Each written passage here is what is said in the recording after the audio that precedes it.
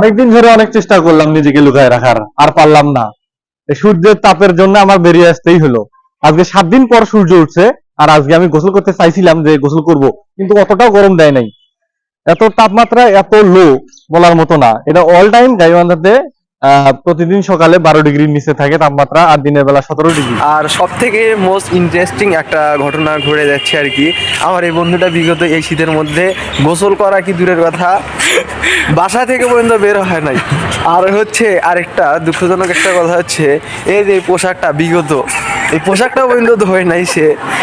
বন্ধু তুমি হাসতেছো, তুমি দেখো কি দেখেন কি রকম নির্লজ্জ বেহায়াগুলোর মতো হাসতেছে।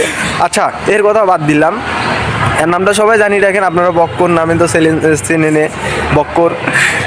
আচ্ছা, আরেকজন একটা আছে, ইনি তো ইন্টারেস্টিং পারসন। আজকে হলো শীত বিগত মনে হয় 2-3 মাসের মতো চলতেছে। এই ছেলেটা অনেকদিন ধরে নিজেকে লুকিয়ে রাখার চেষ্টা করছিল, আর লুকিয়ে রাখতে পারেনি, অবশেষে সে বের হয়ে আসছে। আমি নিজেও লুকিয়ে থাকি না, এই কথা আমি বলবো না, এই কথাটা আমি বলবো না, এই কথাটা বলি। আপনারা জানেন যে আমরা গতকাল সবাই আমাদের ফ্রেন্ড সার্কেল সবাই আমরা মস্তানগড়ে গেছিলাম, যে আমরা শুনছিলাম যে ওখানে নাকি সূর্য উঠছিল, ঠিক আছে। তো ওখানে গেছিলাম, যা দেখলাম হ্যাঁ সূর্য উঠছে।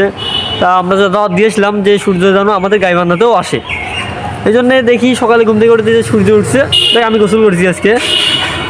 আসলে মিথ্যা কথা করছে, আমাদের দাওয়াত। আচ্ছা আমি একটা কথা বলি দর্শক আপনাদের, সিরিয়াসলি একটা কথা বলতেছি, সবাই মনোযোগ দিয়ে শুনবেন। আমি বলবো না এই কথাটা, আমিও বলবো না, আমার বন্ধু এই যে বক্কর আছে সে বলবে এই কতদিন ধরে গোসল করে না। পুরা 2 মাস হয়েছে, পুরা 2 মাস। আর এই যে পোশাকটা, ওই তো তাও আমার মনে হয়, আমি একটু ফান করে বলছি, ওই তাও মাসেটা 2-1 বার করে হলো চেঞ্জ করছে, কিন্তু এই যে বিগত যে এই 2 মাসেটা পরেই আছে, এটাও তো পর্যন্ত ধরে না সে ছেলেটা।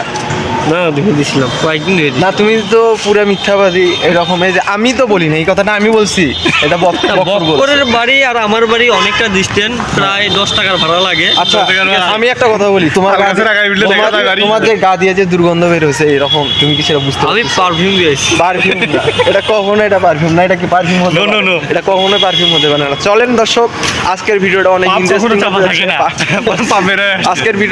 ইন্টারেস্টিং হতে যাচ্ছে। আজকে শুনলাম এইখানে নাকি একটা মেলা আছে, আমরা কিন্তু যে মেলাটা কিন্তু দেখতে পারি বন্ধু, কেমন হবে? হ্যাঁ অনেক ভালো হবে, মেলাটা যা দেখতে পারি। এমনকি মেলার মধ্যে তো জানেন নাগরদোলনা তো থাকবে, মাছ যদি কপাল ভালো থাকে, যদি নাগরদোলনা থাকে আমরা নাগরদোলনার রিভিউ নেবো আর কি, যে কাদের অভিজ্ঞতা কেমন। বন্ধু তুমি লাস্ট কবে উঠছিলে নাগরদোলনাতে? আমি যখন 7 বছর, আমার বয়স যখন 7 বছর, ঠিক আছে, তখন আমার বাবা নিয়ে গেছিল। আরেকটা কথা মনে পড়ছে, গতবার তুমি যে নাগরদোলনায় উঠছিলা, আমি শুনছি যে এটা কিন্তু বলছে, আমাকে একজন বলছে, আমি শুনছি তুমি নাকি গতবার নাগরদোলনায় চলে নাকি প্যান্ডেল নাকি বিয়ে করে ফেলছিলা। কথা কি সত্য? আমি কিছুই বুঝি না। এটা কিন্তু বিগত গত বছরের কাহিনী ছিল, এটা না গত বছরে 7 বছর ছিল, আর এই বছরে ভোটার হয়ে গেছে, এবছরে ভোটার হয়ে গেছে। যাই হোক চলেন, দেখি যদি কপাল ভালো থাকে তাহলে আপনাদের দেখাবো, নাগরদোলনা যদি থাকে দেখাবো, আমরা 3 বন্ধু উঠবো এবং পুরো রাইডটা শেয়ার করবো আপনাদের মাঝে। আর কার অঞ্চলে কি পরিমাণ শীত এবং এই শীতের মধ্যে কীভাবে টাইম স্পেন্ড করতেছেন অবশ্যই আমাদেরকে জানাবেন, কমেন্ট করবেন। চলেন পুরো ভিডিওটা দেখা যাক।